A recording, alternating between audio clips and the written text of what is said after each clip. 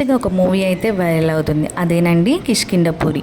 మంచి కంటెంట్ ఉన్న సినిమాగా రిలీజ్ అయ్యి మొదటిలో అతి తక్కువ థియేటర్లు మాత్రమే దక్కించుకొని సినిమాలో ఉన్న దమ్మును చూపించుకొని ఆ తర్వాత ఏకంగా వీకెండ్ మొత్తాన్ని శాసించే స్థాయికి నిలిచింది.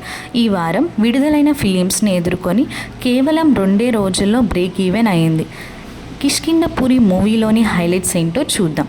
బెల్లంకొండ శ్రీనివాస్ మరియు అనుపమ పరమేశ్వరన్ కాంబోలో వచ్చిన రెండో చిత్రం ఇది.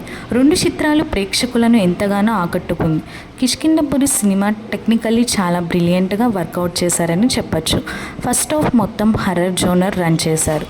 ఆ సౌండ్ ఎఫెక్ట్స్, దెయ్యం పాస్ అయ్యే షార్ట్స్, వచ్చే సౌండ్స్ అందరినీ చాలా భయపెడతాయి. ఖచ్చితంగా ఇంత కష్టపడ్డ సౌండ్ ఇంజనీరింగ్కి అయితే ఆ క్రెడిట్ ఇవ్వాలి. ఇక సెకండ్ హాఫ్ మొత్తం ఇన్వెస్టిగేటివ్ జోనర్కి తీసుకెళ్ళిపోయారు. ఎక్కడా కానీ బోర్ కుట్టకుండా చాలా జాగ్రత్తగా చిత్రీకరించారు.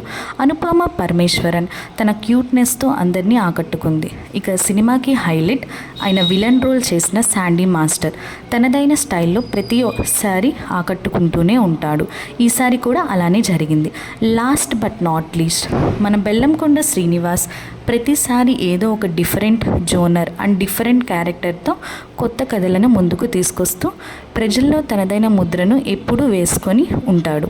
కిష్కింధపురితో హర్రర్ని కూడా టచ్ చేసేశాడు. తరువాత రాబోయే టైసన్ నాయుడు, సైంధవ సినిమాలు కూడా ప్రత్యేకంగా ఉండబోనున్నాయని అనడంలో ఎటువంటి సందేహం లేదు. నో డౌట్ మీరు మీ ఫ్యామిలీతో కలిసైనా మీ ఫ్రెండ్స్తో కలిసైనా హ్యాపీగా కిష్కింధపురికి వెళ్ళిపోండి. అలా అని కిష్కింధపురికి వెళ్ళబోతారు, అక్కడ అసలే చాలా దెయ్యాలు ఉన్నాయి. కిష్కింధపురి సినిమాకి వెళ్ళండి. ఈ సినిమాని ఎందుకు సజెస్ట్ చేస్తున్నానంటే కంటెంట్తో వచ్చే సినిమాలు చాలా అరుదుగా వస్తాయి. అందులో ఇది ఒకటి. So don't miss in theatres.